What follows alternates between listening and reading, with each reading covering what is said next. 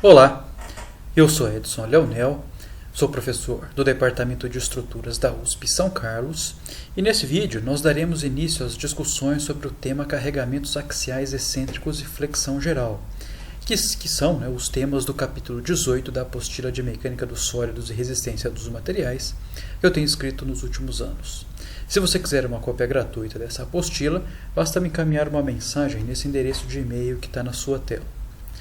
Bom, no capítulo 17, onde nós demos início às discussões sobre as tensões normais na flexão, nós vimos que, devido à ação de um momento fletor MZ no plano de uma seção transversal, em particular aqui retangular para facilitar a nossa visualização, são desenvolvidas tensões normais que variam ao longo da altura da seção e, além disso, que essa variação ela é linear devido à cinemática que nós adotamos, ou seja, devido àquela aproximação que nós fizemos da geometria da estrutura deformada por meio de um arco de círculo, o que faz com que as deformações variem linearmente no plano da seção transversal e, consequentemente, as tensões assim também o variarão.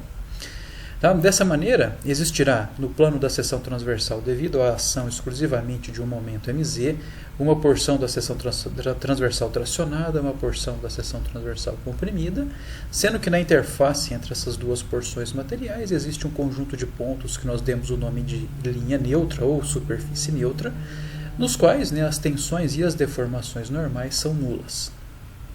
De forma similar, se nessa mesma seção transversal estiver atuando agora não mais o momento MZ, mas um momento fletor MY, nós observaremos ainda assim essa mesma variação linear das tensões no plano da seção transversal.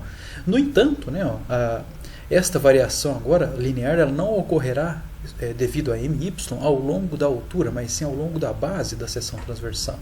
Tá bom? Ou seja, a variação linear das tensões, no caso exclusivamente devido a MY, acontece na direção perpendicular ao eixo Y e, de forma semelhante, no caso da atuação exclusivamente do momento MZ, a variação linear ocorre perpendicularmente ao eixo Z. Tá? Se nós assumirmos, como de fato assim nós o fizemos anteriormente, que o material ele obedece ao regime de pequenos deslocamentos e também ele atende à lei de Hooke, ou seja, a dependência entre as tensões e as deformações são lineares, eu consigo superpor algebricamente as tensões geradas isoladamente por cada um desses momentos para que a gente consiga analisar problemas de flexão nos quais existem momentos MZ e MY não nulos. Tá?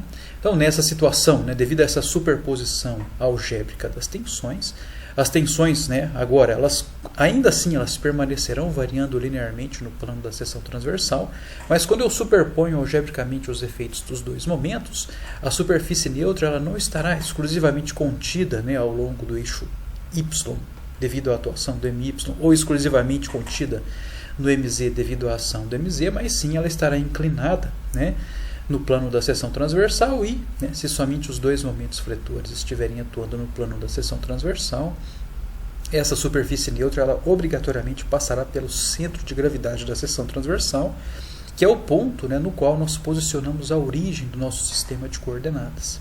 Tá bom? E discutimos ainda assim, no capítulo anterior, que nós ainda podemos acrescentar a este problema a atuação de uma força normal, Ou seja, nós já vimos anteriormente, lá no capítulo de barras carregadas axialmente, que forças normais elas introduzem ou elas geram no plano da seção transversal tensões normais de igual magnitude em todos os pontos do plano da seção transversal, se nós assumirmos a hipótese de tensões normais médias. Então, nesse caso, basta que a gente acrescente a esse problema a distribuição das tensões normais geradas pela força normal, e com isso nós obtemos essa equação aqui embaixo, que é a equação das tensões normais na flexão, onde nós temos a presença de um momento MZ e de um momento MY, e também a presença da força normal N. Tá certo? Então, isso aqui nós vimos com um certo detalhe lá no capítulo anterior. E um detalhe importante que nós devemos entender aqui é que tudo que nós discutimos no capítulo anterior, nós assumíamos que os carregamentos eles estavam sendo aplicados no centroide ou no centro de gravidade da seção transversal. Tá? No entanto, muitas vezes nós não observamos essa situação. Tá? Então nós poderíamos ter, por exemplo, né, os casos de carregamentos axiais aplicados de forma excêntrica no plano da seção transversal. Tá? Então esse caso aqui ele é relativamente comum aqui na engenharia de estruturas, principalmente no caso onde você tem colunas, né, no qual as colunas que estão sendo posicionadas elas não possuem a geometria da seção transversal igual. Tá? Então pode ser que dependendo do arranjo da manufatura, né, ou do produto no qual você está impondo essa estrutura, pode ser que seja necessário que os eixos das colunas elas não sejam coincidentes. Tá? Então, nesse caso, a força, né, axial transmitida pela coluna de cima, por exemplo, né, sobre a coluna de baixo, ela não vai acontecer de maneira concêntrica, né, ou seja, a força nela não será transmitida exclusivamente, né, de centro de gravidade de uma seção para o centro de gravidade da outra seção, tá? Uma vez que estes centros de gravidade eles não estarão na mesma posição.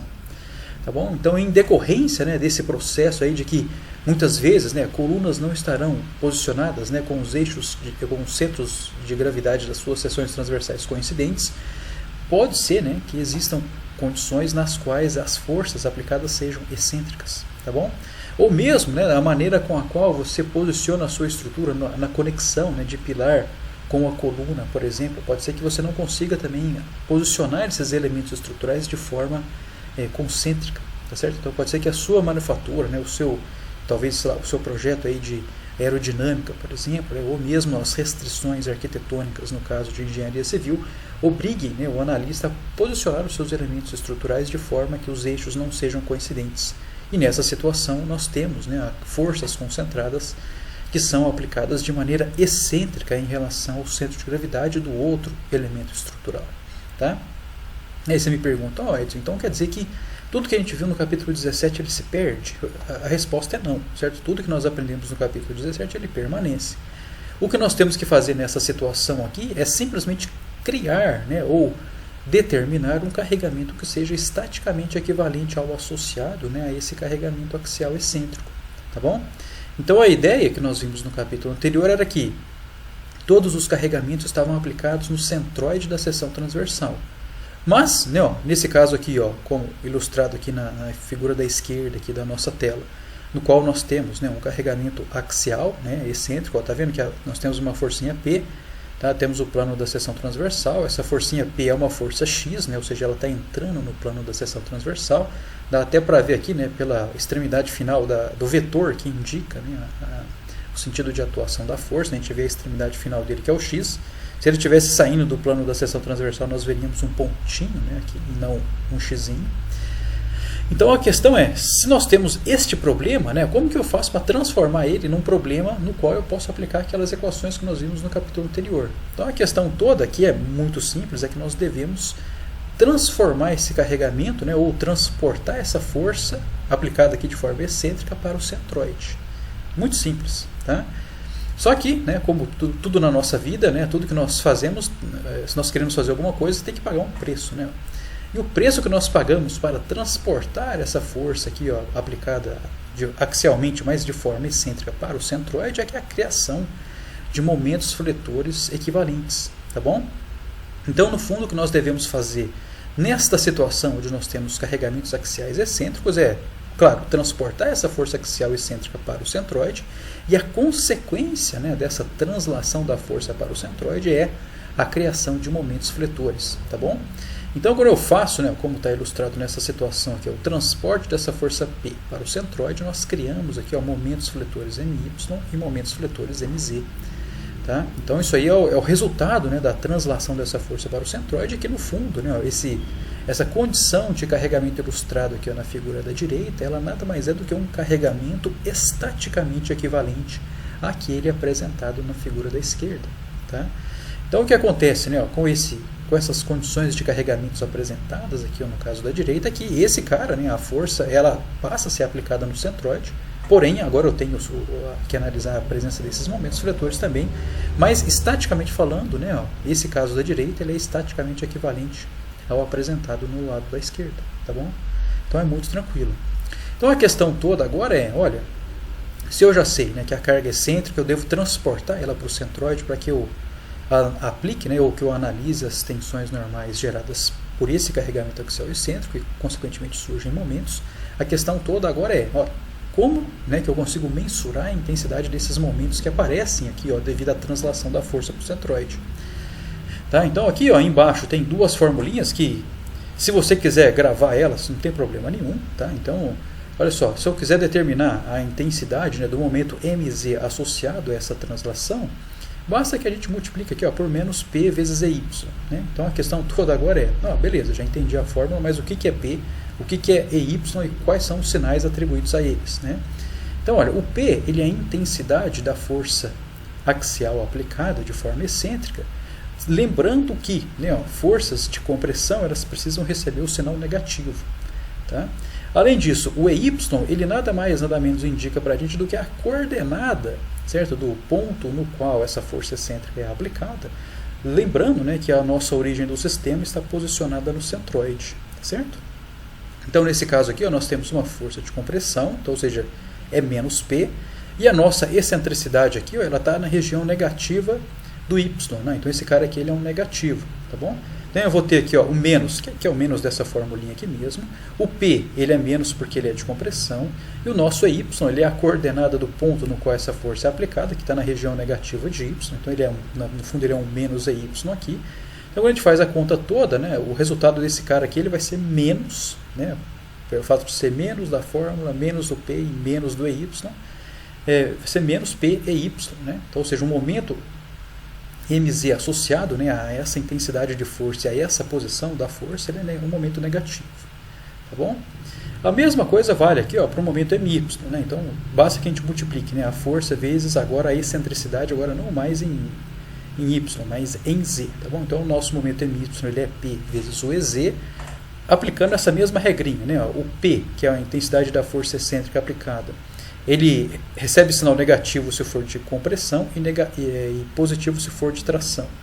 E o EZ ele nada mais é do que a coordenada, né, em Z, do ponto no qual a força axial externa é aplicada. Tá bom? Então, nesse caso aqui, ó, o nosso P ele é uma força de compressão, então entra na formulinha aqui menos P, e o EZ ele é uma coordenada, né, desse ponto aqui, como está na região negativa de Z, ele também é negativo.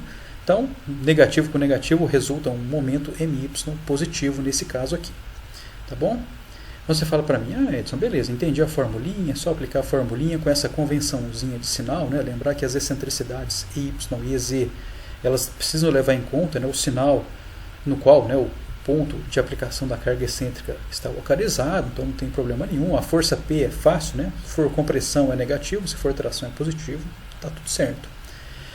Mas se você não quiser, certo, gravar fórmula, se você é como eu, que eu detesto gravar fórmula, certo? Eu detesto decorar fórmula. Isso realmente não é comigo. Eu prefiro usar o sentimento mecânico do problema. Tá? Então, assim, se você quiser gravar fórmula, não tem problema nenhum, certo?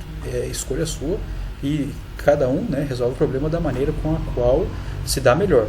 Não tem problema nenhum. Mas se você quiser resolver o problema utilizando o seu senso mecânico, basta que você lembre que o momento fletor ele nada mais é do que o produto vetorial dos vetores força e distância. Tá? E que, além disso, né, o produto vetorial de dois vetores, né, ele resulta um terceiro vetor que é perpendicular ao plano formado por esses dois primeiros, ou seja, perpendicular ao plano formado pelos vetores força e distância que você está considerando. Tá bom? Então você poderia, por exemplo, aplicar a regra da mão direita aqui, direto, para você já saber, né, qual é o momento que está atuando. Então, olha só, para isso, se você não quiser usar a formulinha, usa a regra da mão direita da maneira com que eu vou discutir agora. Você posiciona a ponta dos seus dedos no sentido de atuação da força, tá? E a palma da mão ela tem que estar orientada no sentido do ponto de aplicação da força excêntrica para o eixo no qual você vai somar os seus momentos. Tá bom? Então, nesse caso aqui, se eu quiser calcular, por exemplo, o momento mz, tá? Então, o que a gente faz? Ponta dos dedos no sentido de atuação da força, ou seja, entrando no plano da nossa tela. A palma da mão fica orientada, né, do ponto de aplicação da força para o eixo em torno do qual eu vou somar momentos, ou seja, eu vou posicionar a minha palma da mão, né, do ponto de aplicação da força P para o eixo Z, então, ou seja, a palma da mão tem que estar virada para cima, e aí a gente faz a regra da mão direita. Para onde o nosso polegar apontar é o sentido de atuação do vetor momento, tá bom? Então, nesse caso aí, ó, basta multiplicar P vezes EY de maneira usual, né? Ou seja, tomando os módulos mesmo dessas grandezas, e para onde o seu polegar apontar é o sentido do vetor momento. Para esse caso aqui que nós fizemos, ó, o polegar está apontando para o sentido negativo de Z, não é isso? Então, esse momento MZ ele é negativo. Fácil? A mesma coisa vale para o MY. Posiciona, né, a ponta dos dedos no sentido de atuação da força, ou seja, no sentido entrando aí no plano da tela, e a palma da mão tem que estar orientada no sentido do ponto de aplicação da força axial excêntrica para o eixo em torno do qual nós estamos somando momentos, né? Ou seja, a palma da mão tem que estar orientada aqui, para a nossa esquerda. Tá?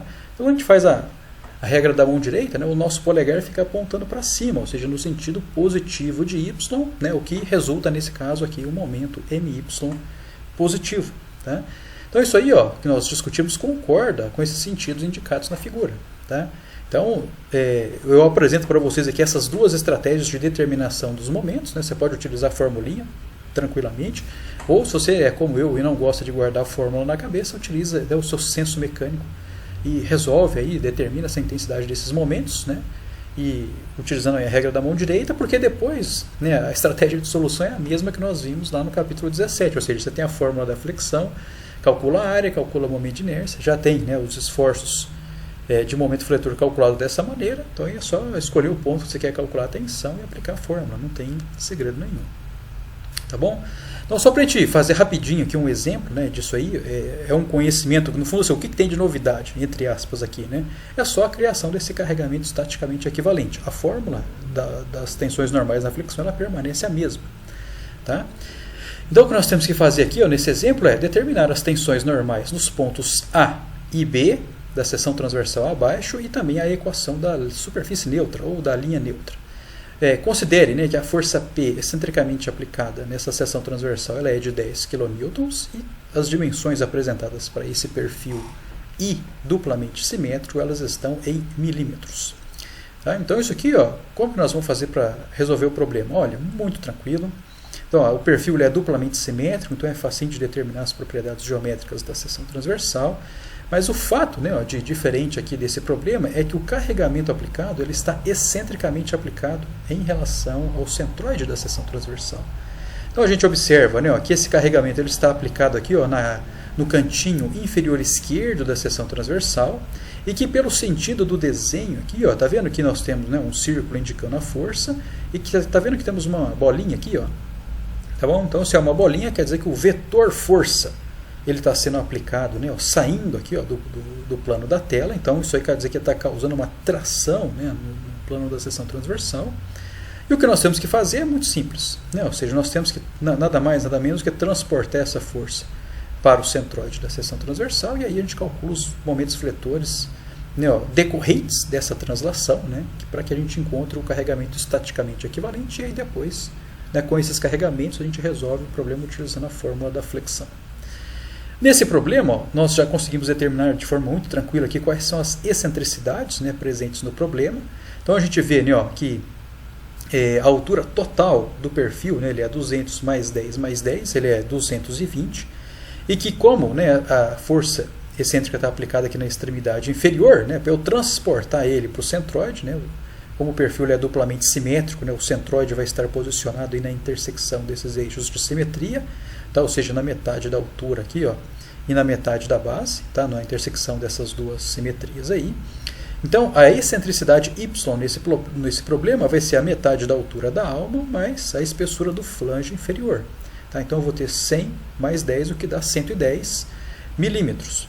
O sinal negativo que aparece aqui é pelo fato, né, dessa excentricidade estar posicionada aqui na região negativa de Y. Tá? Então, a nossa coordenada de excentricidade aqui ele é menos 110 milímetros. Tá bom? Da mesma forma, a coordenada Z da excentricidade, né, da força aplicada, ela é igual a 50 milímetros, porque ela está posicionada aqui, nesse cantinho, né, inferior esquerdo, que se eu dividir, né, o comprimento do flange por 2, né, 100 por 2 dá 50. Então, para eu transladar essa força aqui, para o eixo de simetria vertical da seção transversal, basta, né, que eu imponha aqui um deslocamento ou uma excentricidade de 50 milímetros. Tá bom? Como essa coordenada aqui, de aplicação da força, ela está na região positiva de Z, então nossa excentricidade Z ela é positiva né, 50 milímetros. Fácil? Então, se você quiser aplicar a formulinha que nós mostramos anteriormente, né, na qual o mz ele é menos p e y, então é só as excentricidades estão aqui, a força é tração, né, então ela é positiva, então é menos da formulinha, 10 positivo de tração, e a excentricidade é y, a gente vai descobrir que o nosso momento mz ele é 1,1 kN vezes metro. Da mesma forma, né, aplicando a formulinha que a gente mostrou anteriormente, né, o momento my ele é p vezes o ez, o p é positivo porque é tração, o ez também é positivo porque a coordenada z está na região positiva de z, então my ele é 0,5 kN vezes metro. Muito tranquilo, tá bom? Se você quiser fazer utilizando a regra da mão direita, também dá muito tranquilo. Ó. Você, como a força aí ela está tração, então a ponta dos dedos fica no sentido de sair, né, do plano da tela. E a palma da mão ela tem que estar orientada, né, do ponto de aplicação da força para o eixo em torno do qual você vai somar momentos. Então, no caso do momento mz, né, a sua ponta dos dedos está saindo do plano da tela, a sua palma da mão tem que estar orientada de baixo para cima. Quando você faz a regra da mão direita, isso aí resulta um momento mz positivo, né, de 110 vezes 10, que é a força. Tá? Então, que dá exatamente aí esse 1,1 kN vezes metro. Do ponto de vista do momento em torno do eixo y, né, mesma coisa, ponta dos dedos saindo do plano da tela, né, porque a força é de tração e está saindo do plano da tela. A palma da mão tem que estar orientada, né, no sentido do ponto de aplicação da força para o eixo em torno do qual você está somando momentos. Né? Então, se você posicionar a mão da maneira como eu estou aqui, ou seja, a palma da mão orientada da esquerda para a direita, né, aplica a regra da mão direita, você vai descobrir que o seu momento my ele é positivo. Né? O polegar está orientado aí no sentido positivo do eixo y. Certo? Então, os carregamentos estaticamente equivalentes a esse excêntrico aplicado aqui, isso é esse aí, né, ó, que está inclusive ilustrado nessa figurinha. Ou seja, eu tenho uma força de tração agora, né, de 10 kN aplicada no centroide da seção, né, um momento my de meio kN vezes metro e um momento mz positivo de 1,1 kN vezes metro. Muito tranquilo. Tá? Então, a questão agora é, vamos determinar a área da seção, o momento mz, o momento de inércia iz, momento inércia iy, e aí aplicamos a fórmula da flexão. Né? Então a área vai ser 100 vezes 10, flange superior, 200 vezes 5, que seria a alma, 100 vezes 10, flange inferior, dá 3.000 milímetros quadrados. No caso aqui do momento de inércia em torno do eixo y, então eu vou ter a base vezes a altura ao cubo sobre 12, que seria o momento de inércia desse flange superior em relação ao seu próprio centro de gravidade, mais a área dele, né, 100 vezes 10, vezes a distância do centro de gravidade dele até o centro de gravidade da seção ao quadrado. Né? Então eu tomo aqui a metade dessa altura, que dá 100, mais 5 aqui, ó, que é a metade da espessura, dá o 105 ao quadrado. Multiplico por 2, porque eu tenho um flange aqui, ó, na parte superior e também o outro na parte inferior, e eles estão simetricamente posicionados, né? Então por isso que eu posso multiplicá-lo por 2. E depois mais, né, ó, 5, né, vezes 200 ao cubo sobre 12. Lembrando, né, que esse termo aqui não tem área vezes distância ao quadrado, né, porque o centro de gravidade da seção transversal coincide com o centro de gravidade da alma. Então essa distância, né, que seria correspondente a esse carinha aqui, ele é zero para essa porção de área. Tá? Então isso aqui dá esse número grandão aqui, ó, que dá 25.400.000 milímetros a quarta. Tá? Então, para a gente transformar esse carinha aqui para metro a quarta, basta colocar um 10 a menos 12 nele aqui, a gente transforma de milímetro a quarta para metro a quarta. No caso do IY, né, eu vou ter uma contribuição de inércia dos flanges, então 10 vezes 100 ao cubo sobre 12, vezes 2, né, porque eu tenho dois flanges aqui simetricamente posicionados, mais 200 vezes 5 ao cubo sobre 12, né, que é a contribuição de inércia da alma. Então, nesse caso, né, o centro de gravidade de todos esses três subcomponentes aqui coincide com o centro de gravidade da seção, né, em termos de posicionamento de Z.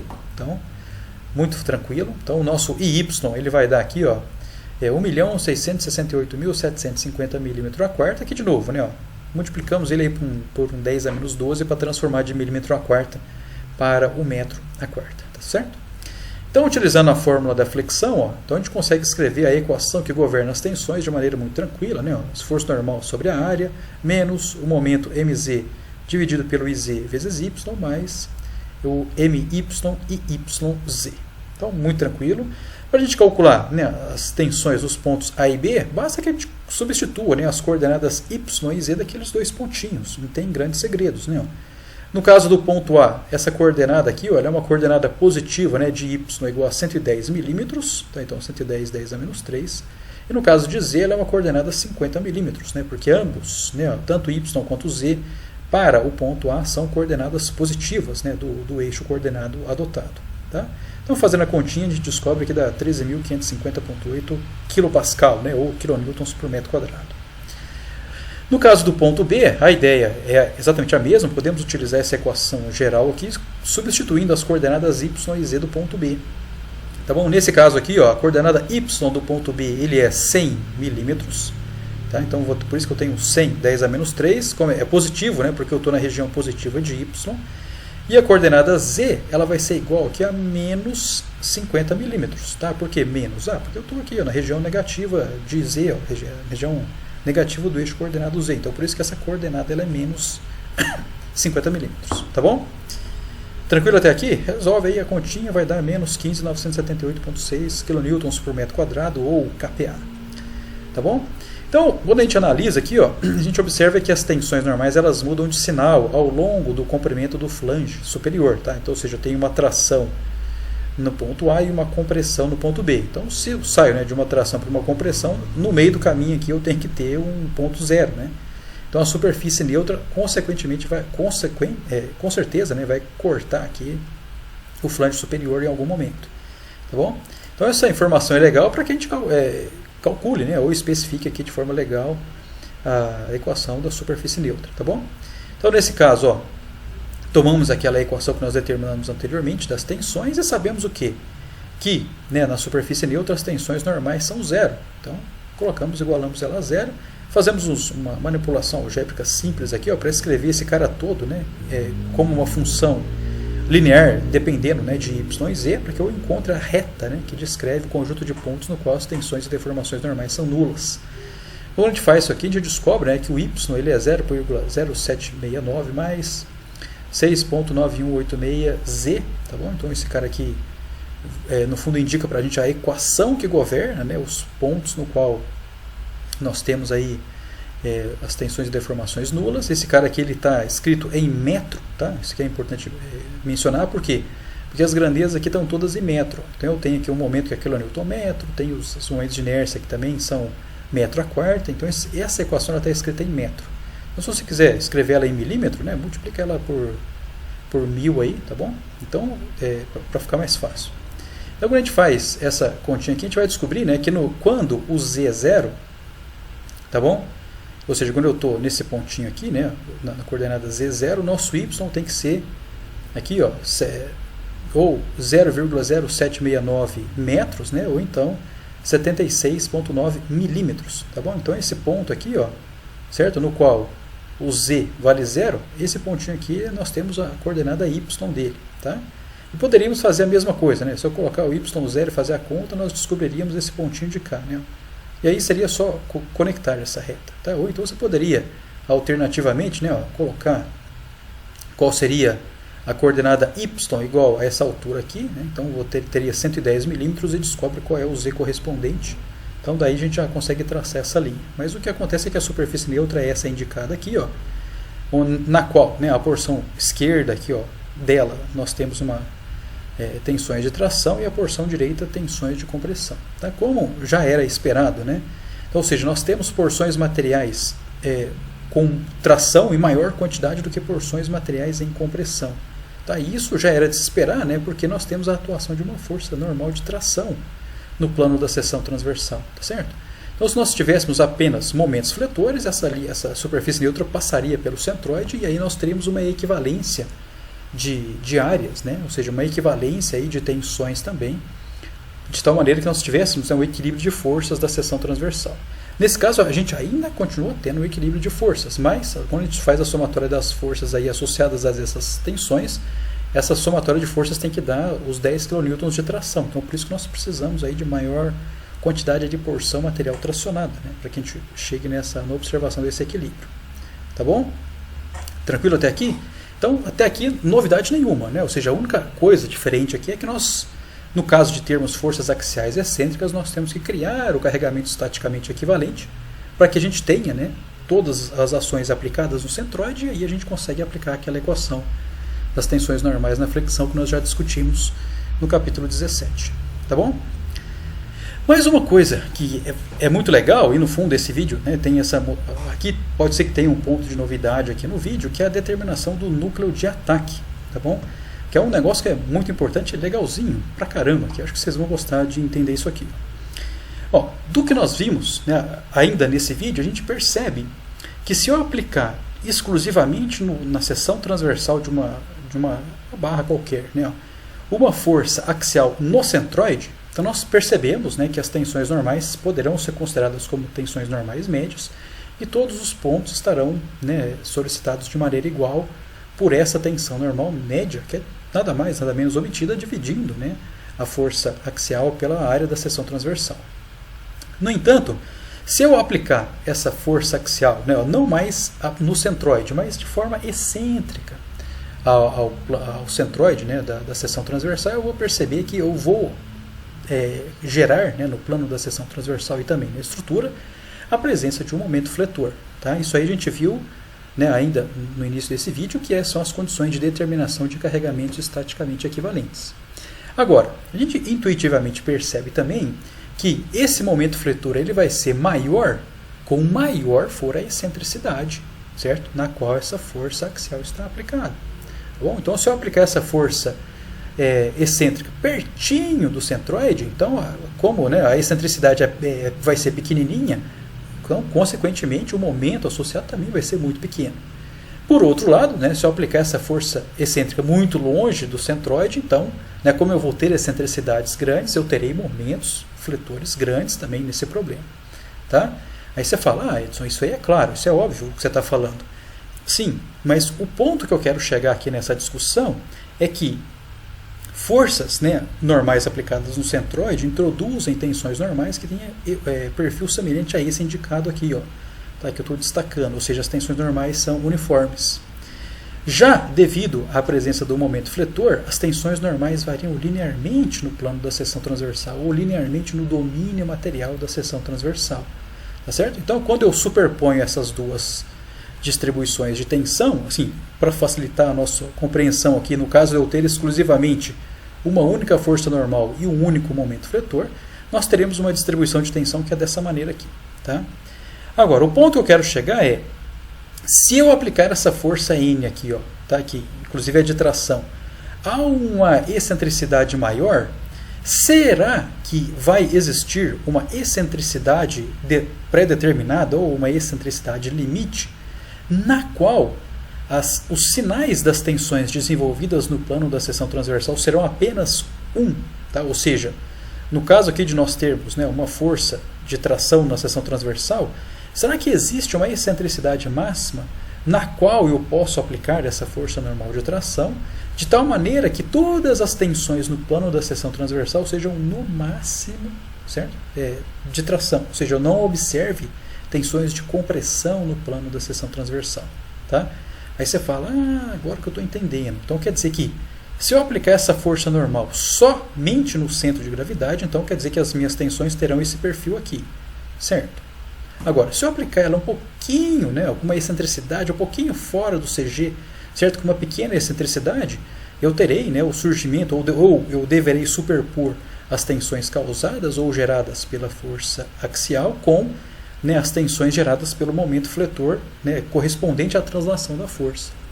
Agora, essas tensões aqui, ó, que variam linearmente no plano da seção transversal, elas terão uma intensidade maior ou menor de acordo com a excentricidade na qual você aplica a força.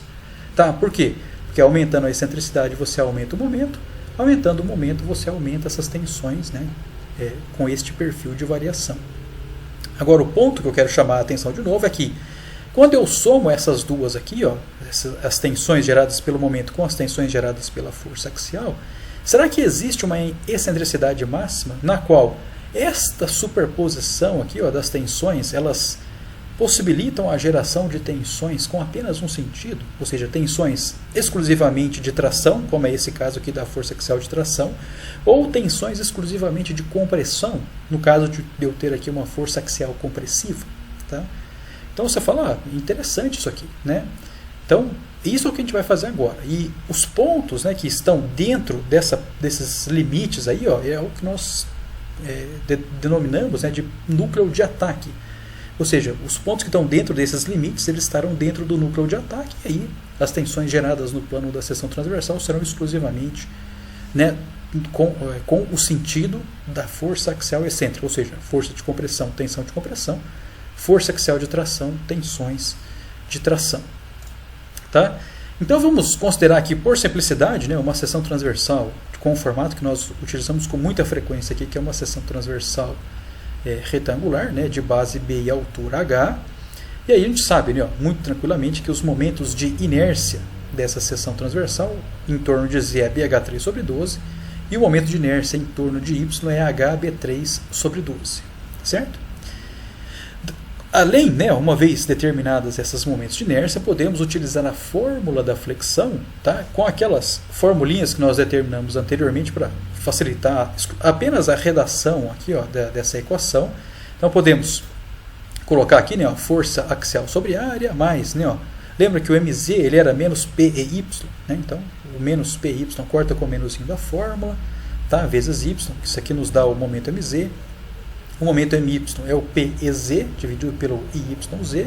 Então, fazendo as continhas aqui, a gente descobre, né, ó, que a equação das tensões normais na flexão para essa situação das forças axiais excêntricas, né, utilizando aquela formulinha que nós determinamos previamente, é dado neste formato aqui para, claro, né, para seções transversais retangulares.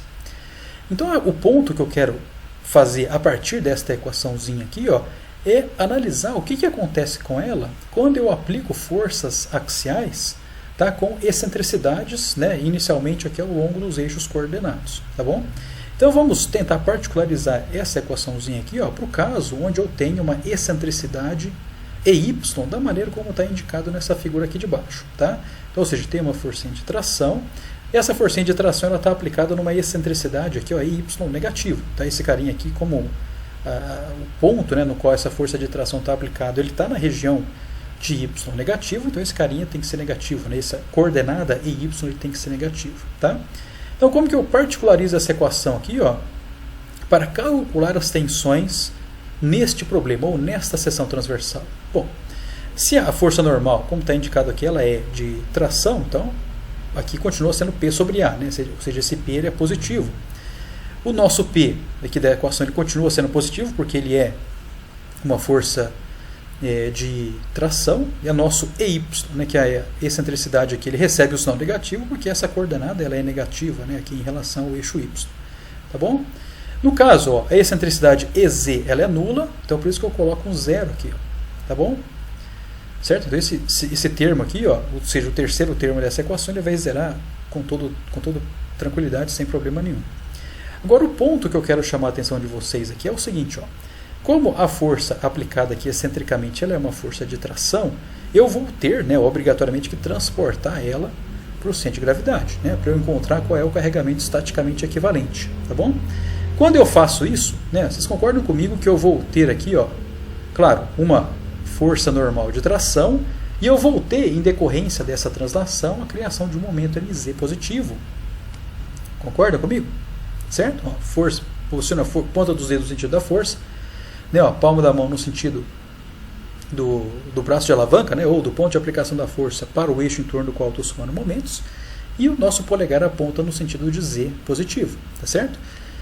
Então a questão agora toda é, qual deve ser, né, ó, a máxima excentricidade que eu posso adotar aqui, ó, de tal forma que as tensões aqui, ó, no plano da seção transversal sejam todas de tração. Tá? Então esse que é o probleminha que a gente vai resolver aqui. Ó. Então a gente vê o seguinte, olha, devido à ação da força normal, certo? Que ela é de tração, ela traciona igualmente todos os pontos da seção transversal. Não, inclusive essa aqui é a contribuição dela sem problema nenhum. Agora, devido à ação do momento mz, tá? Vocês concordam comigo aí, ó, fazendo a regra da mão direita, que o momento mz, como ele é positivo, ele vai causar uma compressão na parte superior da seção transversal, certo? Aqui, ó, está na região de y positivo, ele vai causar uma tração na parte inferior, tá bom? Então, quando a gente analisa aqui, a gente verifica que na porção de y negativo, eu vou ter uma superposição da tração causada pela força normal com a tração gerada pelo momento fletor. Já na porção de y positivo, né, eu vou ter a superposição da tração causada pelo carregamento axial com a compressão gerada pelo momento fletor. Tá certo? Então, nesta seção transversal aqui, ó, para que todos os pontos pertencentes a essa seção transversal estejam todos tracionados, tá? Essa borda aqui de cima, ó, tá? Ou seja, a posição y igual a h sobre 2, tá? Ou seja, todos os pontos y, né, que possuem coordenada igual a h sobre 2, eles devem ter tensões no máximo igual a 0. Tá bom? Concorda comigo? Porque se esse carinha aqui, essa borda superior, tiver tensão normal igual a 0, quer dizer que dele para baixo aqui vai estar todo mundo tracionado, né? E dali para cima estaria teoricamente haveria compressão, né, caso existisse material, mas não existe. Tá bom? Então, se eu substituir nessa equação que a coordenada é y igual a h sobre 2 e igualar, certo, essa equação resultante a 0, eu posso determinar aqui qual é a máxima distância y, né, EY, ou qual é a máxima excentricidade EY, que eu posso aplicar essa força excêntrica de tal forma que toda a seção transversal possua o mesmo sentido de tensão ou o mesmo sinal de tensão associado à carga axial excêntrica. Tá bom? Então, nessa situação aqui, ó, essa excentricidade máxima ela é o h sobre 6. Tá bom? Então, você fala, beleza, h sobre 6, entendi. Então, quer dizer que se eu aplicar essa força axial excêntrica a uma excentricidade maior do que o h sobre 6, então isso indica que eu terei, no plano da seção transversal, tensões de tração e tensões de compressão. Tá bom? Se eu aplicar essa força axial excêntrica com uma excentricidade menor do que o h sobre 6, quer dizer que toda a seção transversal vai ter pontos com tensão de tração. Todos. Tá? E, além disso, tensões de tração não nulas. Se o ponto ele estiver exatamente no h sobre 6, quer dizer que todos os pontos da seção transversal terão tensões de tração, com exceção da fibra superior aqui, que vai ter tensão zero. Tá? Então, isso aqui é o ponto linear. Tá? Ou seja, a excentricidade máxima ao longo de y para uma seção transversal retangular, na qual nós temos, né, as tensões atuantes com o mesmo sinal da força axial aplicada. Tudo bem? Tranquilo? Então podemos fazer a mesma análise agora considerando que a excentricidade esteja não mais em y, mas em z. Tá? Então, ou seja, nessa situação aqui eu também estou assumindo que eu tenho uma força axial de tração aplicada com uma dada excentricidade EZ. Tá bom? Então, nesse caso aqui eu não terei, claro, excentricidade EY vai ser zero, então esse termo do meio vai desaparecer. Esse momento aqui, ó, gerado, né, pela aplicação da força normal de tração P na excentricidade EZ negativo, isso aí, claro, né, vai gerar para a gente um momento MY negativo, né? Então, se você tem dúvida nisso, posiciona a ponta dos dedos no sentido da força, palma da mão no sentido do ponto de aplicação da força para o eixo em torno do qual você está somando momentos, ou seja, para o eixo Y, né, no centroide, aplica a regra da mão direita, você vai ver que o seu polegar vai estar para baixo, ou seja, apontando no sentido negativo de Y. Tá bem? Então, nessa situação aqui, ó, né, de novo, ó, nós sabemos que a força normal de tração ela vai causar uma tração uniforme em todos os pontos da seção transversal e que este momento MY negativo ele vai causar uma compressão nos pontos materiais posicionados à esquerda da seção transversal e uma tração nos pontos materiais posicionados à direita da seção transversal, tá certo? Então, na porção da direita, eu tenho uma superposição de tração da força normal com a tração do momento fletor, enquanto que na porção material à direita eu tenho uma superposição da tração gerada pela força normal com a compressão gerada pelo momento MY, certo? Então, o que eu tenho que fazer aqui é utilizar essa equação aqui e impor, né, ó, que na coordenada z igual a b sobre 2, né, ou seja, ao longo dessa extremidade aqui, ó, qual deve ser, né, o EZ para que as tensões aqui sejam no máximo iguais a zero, né, ou seja, o limiar nosso aqui, né, para que as tensões não mudem de sinal no plano da seção transversal, tá certo? Então, quando a gente faz essa conta aqui, né, ou seja, substituímos aqui aquela formulinha com a excentricidade negativa, porque a coordenada do ponto onde a força axial excêntrica está na região negativa, a nossa coordenada z ela é b sobre 2, né, porque esse aqui é o que todo mundo daqui para trás vai estar tracionado, né, esse cara aqui ele pode ser no máximo zero. Então, quando a gente faz essa continha, a gente descobre que o nosso EZ ele é b sobre 6, tá bom? Fácil? Então, poderíamos, né, fazer, né, como nós fizemos no caso anterior, a análise limite.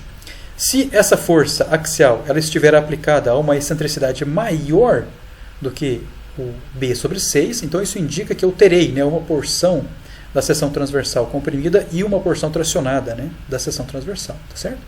Se a excentricidade for menor do que o B sobre 6, então todos os pontos materiais da seção transversal terão tensões normais de tração não nulas.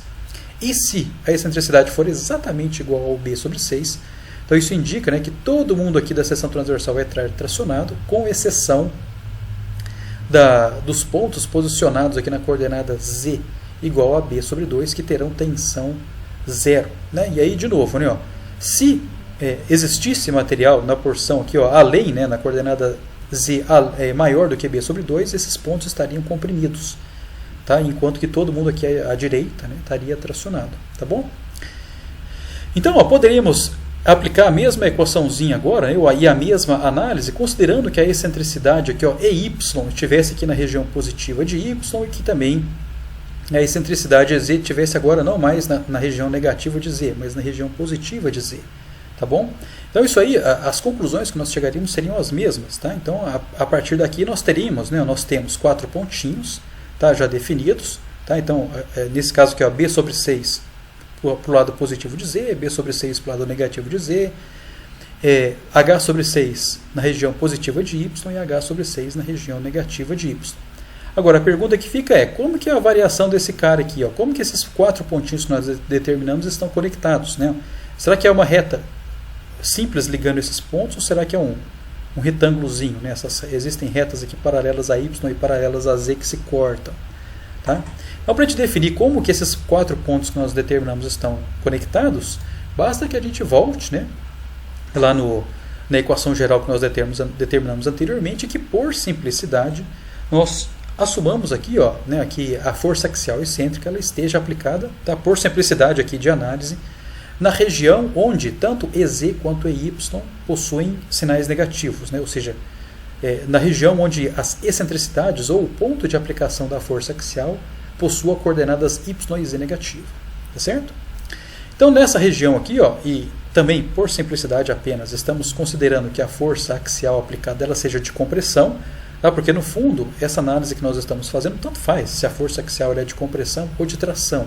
O importante é que nós estamos determinando regiões, tá, nas quais essa força excêntrica pode ser aplicada de tal forma que o sinal da tensão seja o mesmo, né, sinal da tensão associada à força axial excêntrica.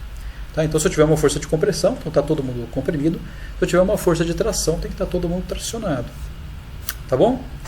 Então, a questão toda agora é que, se eu considerar a presença de uma força de compressão, então essa força de compressão vai comprimir todos os pontos pertencentes à seção transversal. Tá bem?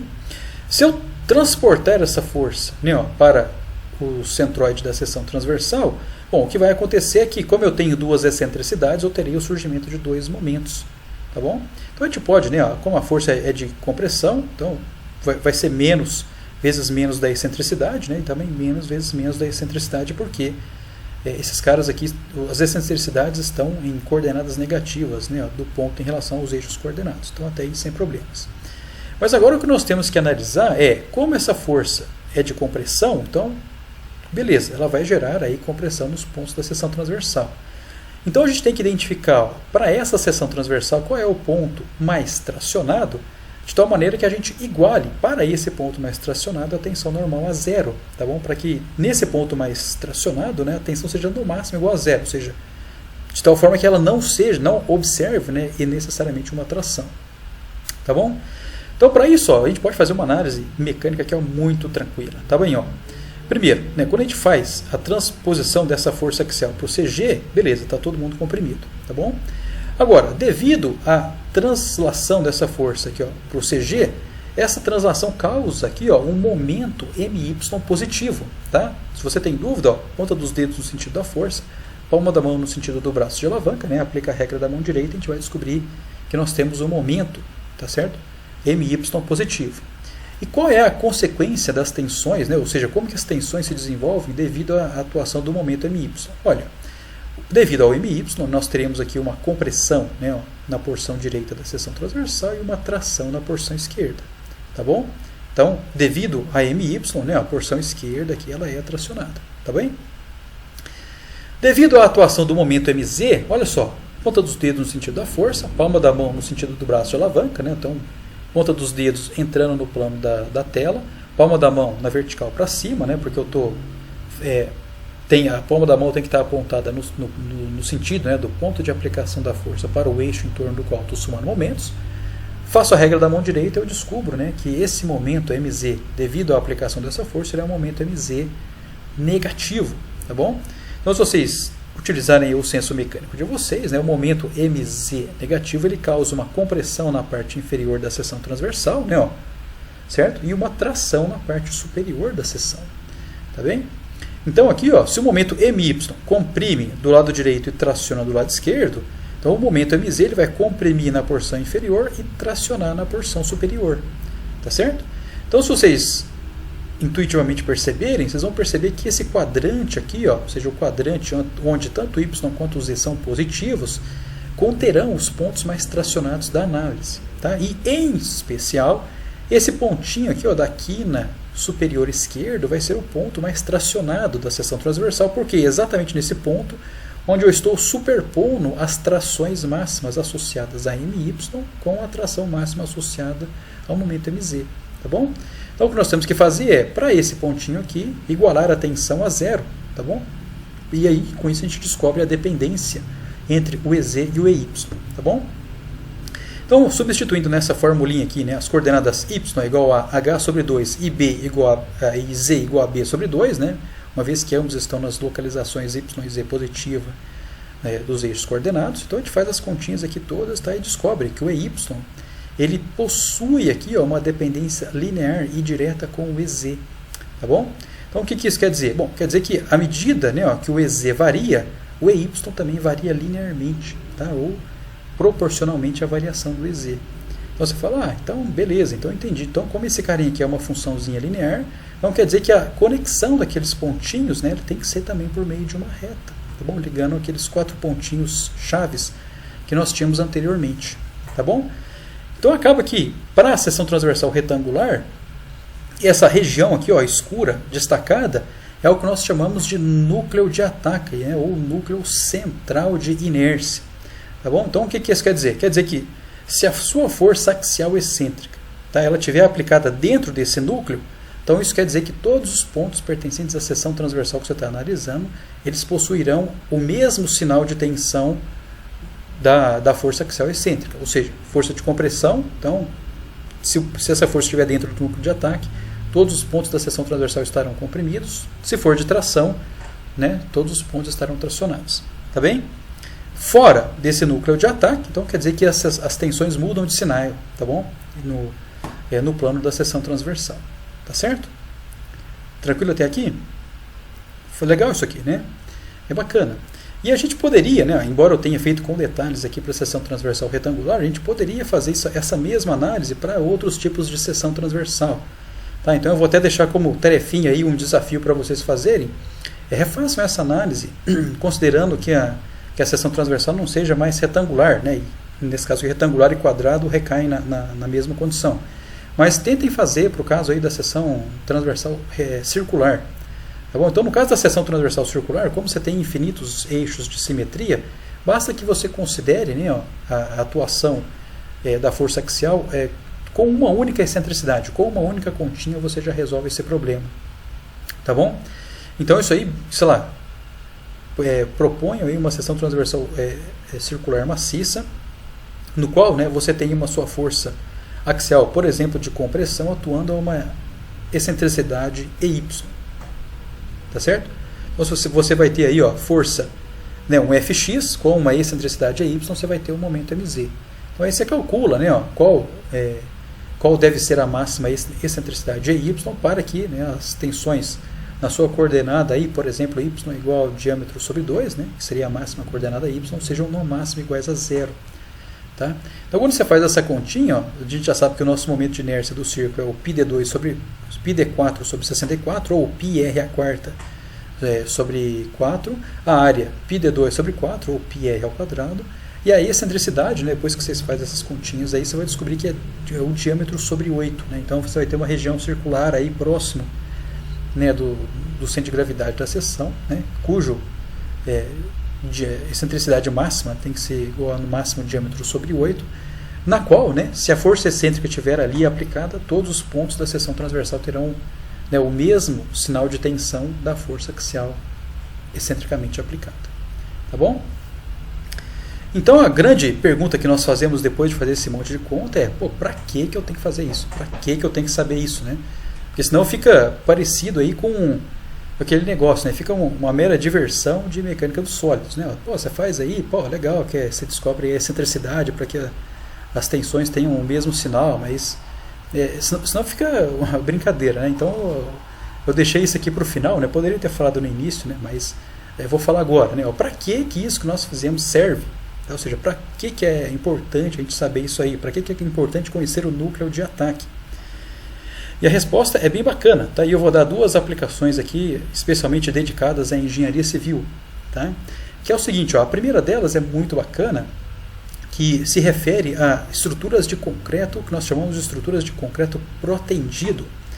Tá bom? Então você fala, o que é isso, né? Eu não sou engenheiro civil, não estou com esses conhecimentos a esse ponto. Olha, quando muita gente aí já participou de obras mesmo em casa, né? O que nós fazemos em obras de pequeno porte? Nós utilizamos concreto armado convencional, não é isso? O que a gente faz? O cara faz uma forma, certo? Posiciona um conjunto de armaduras, né, barras de aço, certo? Em posições específicas do elemento estrutural, preenche tudo com concreto, espera um tempo para curar o concreto atingir a sua resistência, depois você tira aquela forma e o seu elemento estrutural está pronto, tá certo? Só que o que acontece é que em estruturas de pequeno porte isso aí funciona muito bem.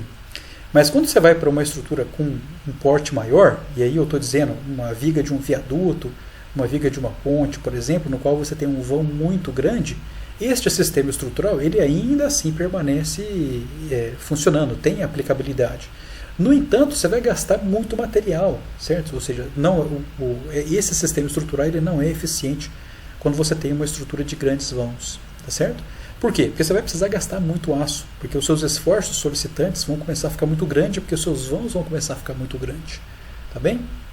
Então a estratégia que os engenheiros civis gostam muito de fazer nessas estruturas onde você tem um vão muito grande, você não posiciona, né, as suas armaduras simplesmente de forma passiva, né, na qual você põe, né, a armadura lá dentro, molda o concreto, tira a forma e aí esse conjunto inteiro vai deformar, né, de forma única, mas eles só se deformam após a remoção das formas. Nessa situação onde você tem, né, um vão muito grande, você pode utilizar este sistema aqui, onde a sua armadura, né, os seus reforços, eles não são passivos, né, eles são ativos. Tá certo? Então a ideia é você posicionar um cabo ou um conjunto de cabos, tá certo? Ao longo de seu elemento estrutural aqui, tá bom? Então agora, né, você faz a mesma coisa, faz lá a forma do seu elemento estrutural, posiciona ele e posiciona estes carinhas aqui, tá? Que nós chamamos eles de, nome bonitinho para ele é cordoalha, tá bom? Então esse aqui parece muito aquele negócio de freio de bicicleta, sabe? Aquele cabo de aço que fica correndo lá dentro do freio da bicicleta. É muito parecido com isso. E a ideia toda aqui, é que você passe esse cabo, né, essas cordoalhas aqui, em posições específicas ao longo do elemento estrutural, e em uma das extremidades você prende ele. Tá? Então, não sei se vocês conseguem ver, mas nós temos aqui as cordoalhas e nós temos um esquema de fixação aqui, tem uma peça de aço aqui, que envolve esses carinhos. Tá bom? Então, em uma das extremidades, você prende esses cabos nesse mecanismo de ancoragem, de tal forma que ele fique preso. Tá certo? E no outro extremo, o que você faz é que você posiciona um macaco hidráulico e você estica esses cabos. Tá bom? Então você fala, que bacana, né? Eu vou pegar um macaco hidráulico e vou esticar esses cabos. Tá bom? E aí o que você faz depois que você estica esses cabos, né, com um comprimento, claro que a gente consegue calcular isso aqui, né? Você vem e prende, certo? Nessa extremidade aqui, na onde o macaco hidráulico puxou, você prende ele, você põe umas cavilhas ali. Tá? Então a questão é, quando você solta essa força do macaco hidráulico, né, como o cabo está esticado, qual vai ser a tendência do cabo? Né? se ele está no regime elástico linear, bom, quando está no regime elástico linear, você remove o carregamento, ele tende a voltar para a sua configuração indeformada, tá bom? Então, quando você tira, né, essa força que o macaco faz, o cabo tende a encurtar, tá bom? Só que como ele está preso de um lado e tem essa cavilha do outro, isso aqui introduz no seu sistema estrutural uma força de compressão, tá bom? Que tende a equilibrar pelo menos o momento fletor, né, que vai atuar devido aos carregamentos externos, tá bom? Então isso aqui ajuda, né, como se você tivesse um mecanismo para você criar um momento para balancear, né, os momentos fletores devido ao carregamento atuante, tá bom? Então o grande ponto que nós colocamos aqui no caso desse sistema estrutural é que o concreto armado, né, e, na verdade o concreto em si, que é o que eu quero dizer, o concreto ele tem uma resistência à tração baixa e uma resistência à compressão adequada, razoável. Então se você aplicar, certo, e essa força de proteção, que nós chamamos de força de proteção, né, ou posicionarmos esse cabo fora, certo, daquele núcleo de ataque, o que acontece é que, devido a essa força do cabo de proteção, você vai gerar tensões de tração no plano da sua seção transversal, tá bom? E aí, qual que é a decorrência disso? Então, você não queria colocar esses cabos justamente para tentar eliminar as tensões de tração na seção? Então, agora, se você colocar ele muito fora do centro do núcleo de ataque, você vai ainda assim gerar tensões de tração, mas em outra região da estrutura, tá bom? Então isso aqui eu costumo brincar que se isso aqui fosse medicina, seria equivalente a matar o seu paciente com excesso de remédio. Seria basicamente essa a ideia aqui, tá bom? Então por isso que é importante a gente conhecer, né, o posicionamento do núcleo de ataque para que a gente consiga posicionar essas forças excêntricas, né, de tal maneira que a estrutura funcione da maneira com que você deseja.